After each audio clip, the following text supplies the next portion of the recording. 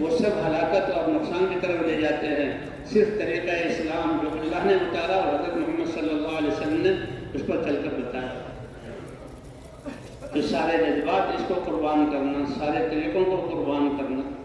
اور ایک دین اسلام جو اللہ نے اتارا ہے حضرت محمد صلی اللہ علیہ وسلم، اس لیے حضور صلی اللہ علیہ وسلم نے فرمایا میں ایسا کلمہ لے کر آیا ہوں،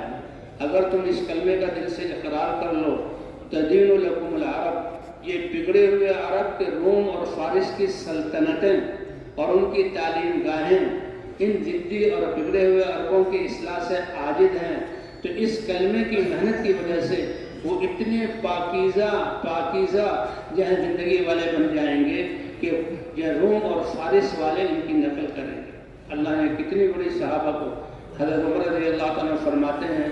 کہ اگر ہمیں ہزاروں سال زندگی دی جاتی اور دنیا والوں کی طرح ہم دنیا میں ترقی کی کوشش کر کے ان جیسا بنتے تو نہ پہنچ سکتے تھے، جو اللہ نے اس دین کی محنت کی وجہ سے تھوڑے سے عرصے میں ساری دنیا کو ہمارے لیے مسخر کر دیا، ساری دنیا میں کو ہمارے لیے مسخر کر دیا۔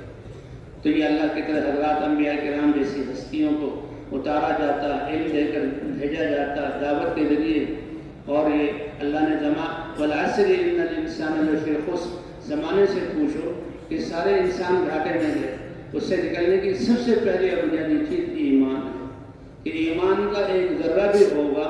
تو اس ذرے کے بدلے میں اللہ تعالیٰ دنیا سے 10 گنا بڑی رقبے والی ایسی جنت عطا فرمائیں گے جس کی مٹی مشکی ہوگی اور جس کا گھاس